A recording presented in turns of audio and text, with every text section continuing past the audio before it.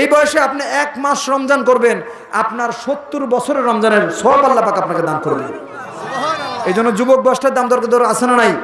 এইবার যুবকদের দেখি কিছু ভাইরা আছেন, এই অপারেটর ভাই আপনি সহ, এই জিবরাইল শোনো, তুমি আমার হাবিবের কাছে যাইবা, আমার নবীর কাছে কবুতর পাঠাইয়া কবুতরে বলবা আমার নবী যেন তাকে রক্ষা করে, আর তুমি বলবা আমার নবী যেন তোমারে রক্ষা করে, আমার নবী যেন তোমার খাবার তারে ফিরিয়ে দেয়।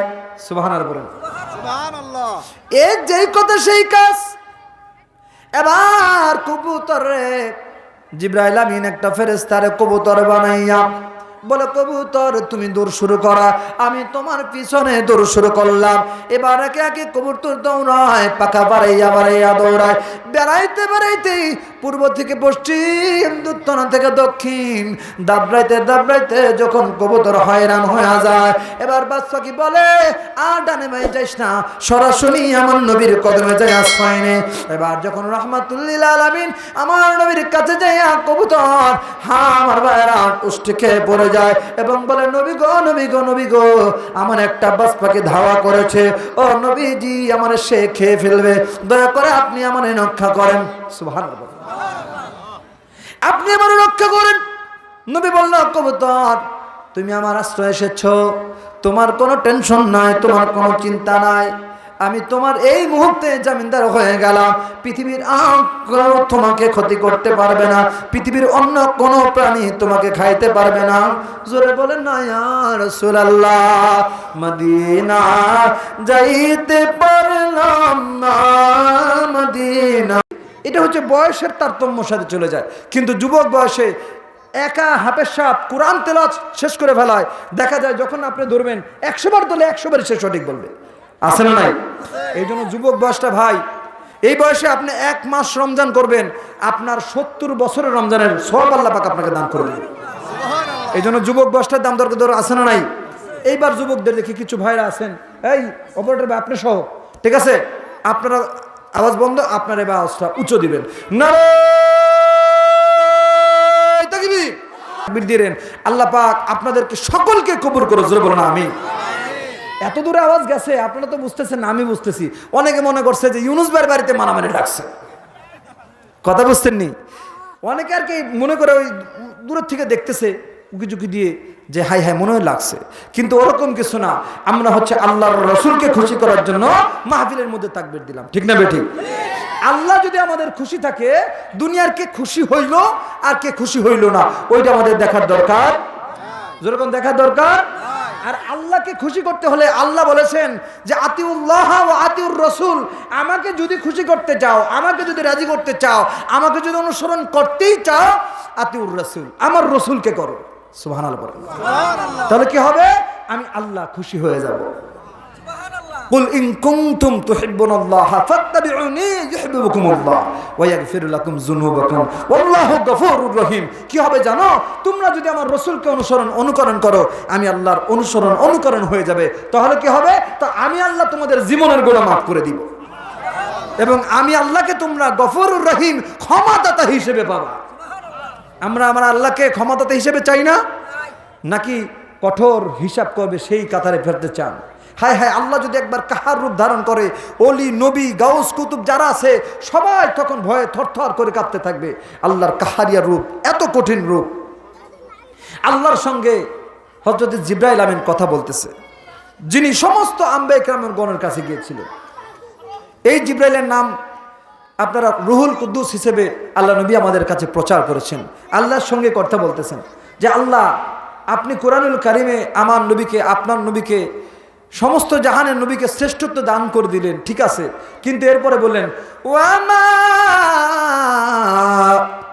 আরসালনাকা ইল্লা রাহমাতাল লিল আলামিন।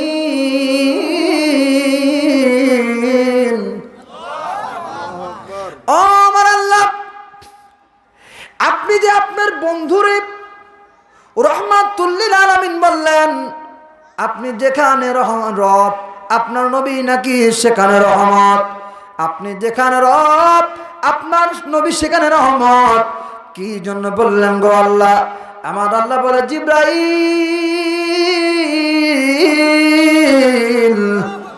জিবরাইল রে তুমি শুনতে চাও নাকি দেখতে চাও? সুবহানাল্লাহ। এবার জিবরাইল বলে ওহ আল্লাহ, যদি দেখা যায় শুনা কি লাভ? আমি আল্লাহ আপনি যদি আমার দেখায় দিতেন আমি বড় ধন্য হইতাম। বলে জিবরাইল তারপরে আমার বন্ধুরে কেন আমি রহমাতুল লিল আলামিন হিসেবে বানাইলাম? তামাম মাখলুকাতের জন্য কেন রহমাতুল লিল আলামিন বানাইলাম? তোমার আমি দেখাই, তাহলে তুমি কি করো আমার হুকুমে এই মুহূর্তে একটা বাস পাপের রূপ ধারণ করো। জোরে বলেন না আল্লাহু আকবার। আর একটা ফেরেশতারে কবুতরের রূপে বানায়া দাও। ওই ফেরেশতা কবুতর রূপে আগে আগে দৌড়াবে, আর তুমি বাস পাখি পিছনে পিছনে ওই কবুতরটারে ধাওয়া করবা। শোনো রে জিবরাইল, ধাওয়া করে করে অনেক উড়াউড়ি করবা, এমন উড়াউড়ি করবা যখন কবুতরটা সত্যিকারী অর্থে হয়রান হয়ে যায়, ক্লান্ত হয়ে যায়, শ্রান্ত হয়ে যায়, অসুস্থ হয়ে যায়, এবং অসুস্থ হইয়া কোনো জায়গায় যেন না যায়, আমার বন্ধুর কাছে যায় যেন আশ্রয় প্রার্থনা করে। জোরে বলে যাবে কি আল্লাহু আকবার। হ্যাঁ, আল্লাহ কিভাবে জিবরাইল আমিনকে আমার নবীর রহমাতুল লিল আলামিন প্রমাণ করে শোনেন। এ জিবরাইল শোনো, তুমি আমার হাবিবের কাছে যাইবা, আমার নবীর কাছে কবুতর পাঠাইয়া কবুতরে বলবা আমার নবী যেন তাকে রক্ষা করে, আর তুমি বলবা আমার নবী যেন তোমারে রক্ষা করে, আমার নবী যেন তোমার খাবার তারে ফিরিয়ে দেয়। সুবহানাল্লাহ বলেন। সুবহানাল্লাহ। এই যেই কথা সেই কাজ। এবার কবুতরে জিবরাইল আমিন একটা ফেরেশতারে কবুতর বানাইয়া বলে কবুতর তুমি দৌড় শুরু করা, আমি তোমার পিছনে দৌড় শুরু করলাম। এবার একে একে কবুতর দৌড়ায়, পাখা বাড়াইয়া বাড়াইয়া দৌড়ায়, বেড়াইতে বেড়াইতেই পূর্ব থেকে পশ্চিম, উত্তর থেকে দক্ষিণ, দাবড়াইতে দাবড়াইতে যখন কবুতর হয়রান হয়ে যায়, এবার বাদশা কি বলে আর ডানে বামে যাইস না, সরাসরি আমার নবীর কদমে যাই আশ্রয় নে। এবার যখন রহমাতুল লিল আলামিন আমার নবীর কাছে যাইয়া কবুতর আমার ভাইরা উষ্টি খেয়ে পড়ে যায় এবং বলে নবী গো, নবী গো, নবী গো, আমার একটা বাস পাখি ধাওয়া করেছে, ও নবীজি আমার সে খেয়ে ফেলবে, দয়া করে আপনি আমার রক্ষা করেন। সুবহানাল্লাহ। আপনি আমার রক্ষা করেন।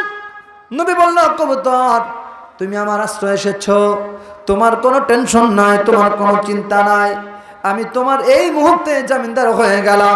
পৃথিবীর কেউ তোমাকে ক্ষতি করতে পারবে না, পৃথিবীর অন্য কোনো প্রাণী তোমাকে খাইতে পারবে না।